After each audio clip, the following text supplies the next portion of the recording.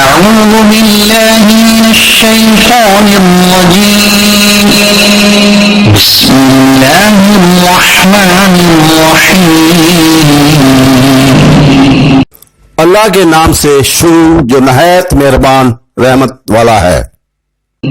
سبح اسم ربك الأعلى الذي خلق فسوى والذي قدر فهدى والذي أخرج المرعى فجعله غثاء أحوى سنقرئك فلا تنسى إلا ما شاء الله.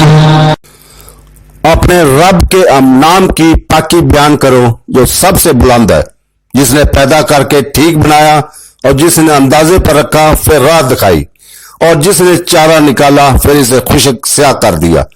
اب ہم تمہیں پڑھائیں گے تو تم نہ بھولو گے مگر جو اللہ چاہے. إنه يعلم الجهر وما يخفى ونيسرك لليسرى فذكر إن نفعت الذكرى سيذكر من يخشى ويتجنبها الأشقى الذي يصلى النار الكبرى ثم لا يموت فيها ولا يحيا قد أفلح من تزكى وذكر اسم ربه فصلى بل تؤثرون الحياة الدنيا والآخرة خير وأبقى.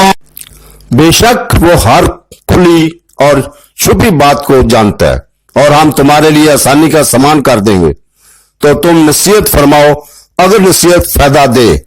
عنقریب وہ نصیحت مانے گا جو ڈرتا ہے اور نصیحت سے وہ بڑا بدبخت دور رہے گا جو سب سے بڑی آگ میں جائے گا.